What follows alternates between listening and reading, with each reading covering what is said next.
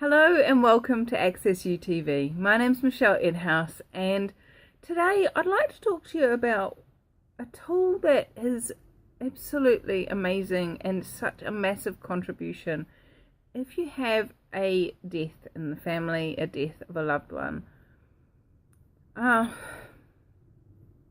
There's been a few people that have had deaths around me recently, and what it's brought to my attention is the amount that we buy into other people's points of view, other people's thoughts, feelings, and emotions around death. And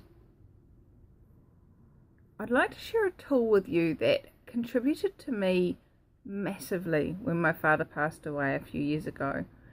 And the reason why I'm sharing this tool is it's such an amazing tool to allow you to be present with what's actually going on and with what's actually going on for you. Now, this tool is the Who Does It Belong To tool, and I know I've covered this in a previous blog, but I want to cover it specifically around the passing of a loved one, because it's a time when emotions and thoughts and feelings kind of run pretty high, if you haven't already noticed. And there's so much that goes on around us, and so many different people have their points of view, have their emotions, have their stuff come up about that person. And by using this Who Does It Belong To tool, you get to be clear about which of these thoughts, feelings, and emotions are actually yours. And so you can actually deal with what's going on for you and be present and aware of what's going on for others and what they require and what you can be a contribution to and receive contribution from. So what is the Who Does It Belong To tool? For those of you that haven't come across it, it is exactly that question. Who does this belong to? For every thought, feeling, and emotion. So as you are dealing with the different people around you, the different energies, the different things that show up in your life, if you were to ask, who does this belong to? For every thought, every feeling, and every emotion, and get a sense of whether it's actually yours. Now, to get a sense of whether it's actually yours or not, you may want to use the light and heavy tool and actually ask, is this mine? And if there's a heavy, contracted density, it's not actually yours. Now, so many of us, when we're thinking about energies and emotions around death, that heavy, hard, crushing feeling, it's like that's the way that it's supposed to be. When you're asking the question of who does this belong to, if it lightens up at all, if it becomes more space, you have more ease with it. It wasn't your thought, feeling, or emotion. And what you can do is you can return it to sender with consciousness attached. Now, what that does is it acknowledges for you that it wasn't yours.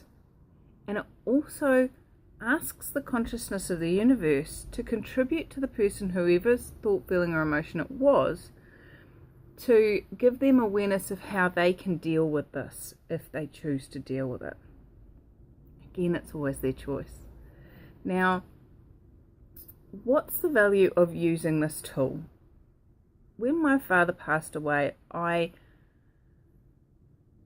kicked into using this almost immediately, and for every thought, every feeling, and every emotion that showed up, I asked, is this mine? Who does this belong to?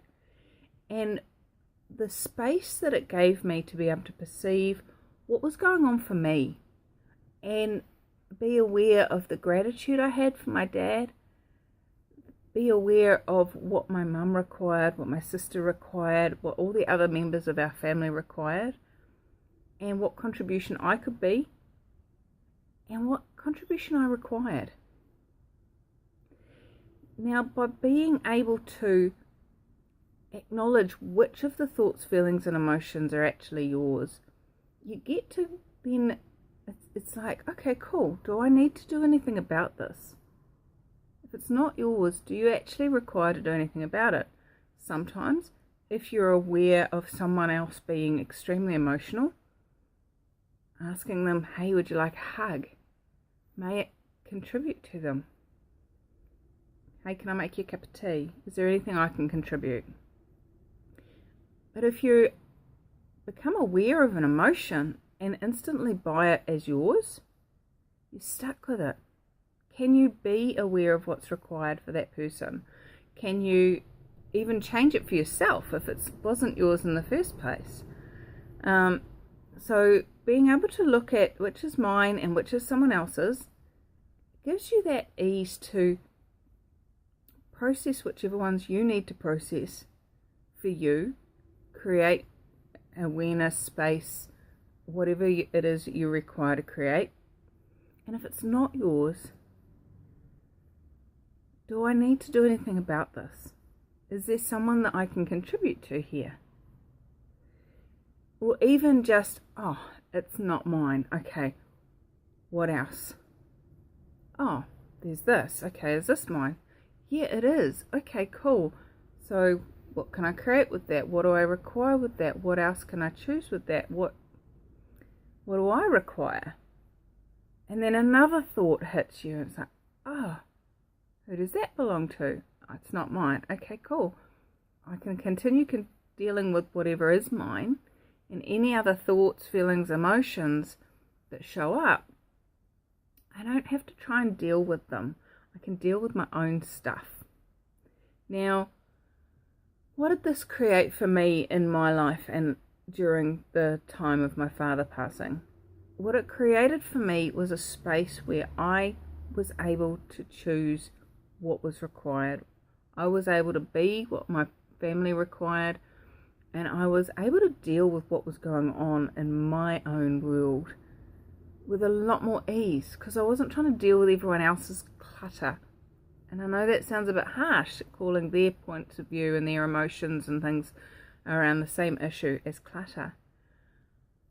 But have you ever noticed that when something occurs, whether it's a birth, a death, a marriage, a divorce, anything like that, everyone has a point of view about how you must feel, about how easy it is, how hard it is, how yucky it is, how terrible it is. Like, they all have a point of view, even if they never knew the person.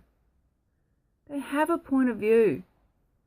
And if you're taking their points of view and making them real for you, can you actually have the space to see what's real for you in truth and what actually you require?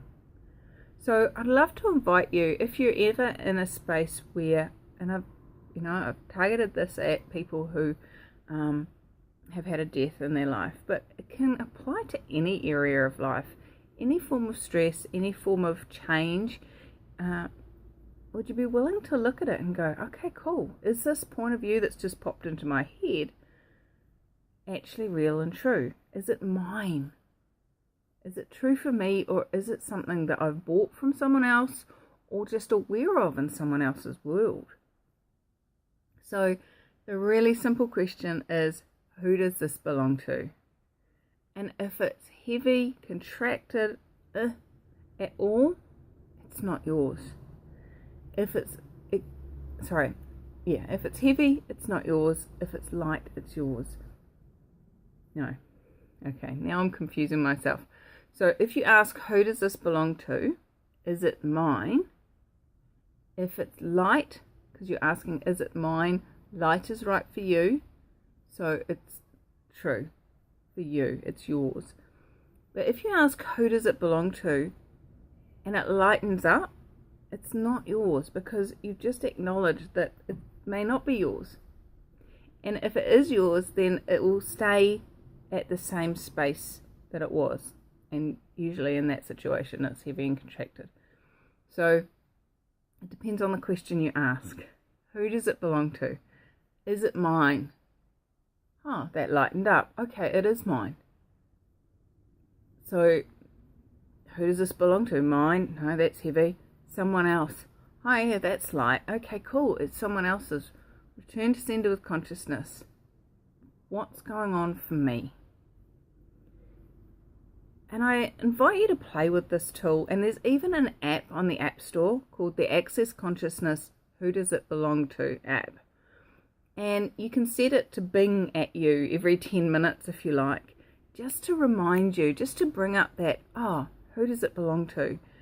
And by having that little prompt and asking it, and you may want to play with it even when you're not got something crappy going on and just see what actually shows up in your world.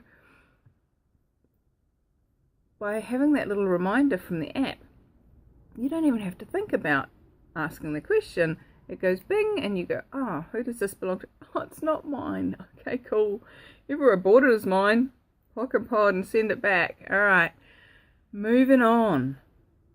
And it's not about making the other person's emotions or feelings, thoughts a wrongness. It's not about making them insignificant. But what if they're not actually relevant to you specifically?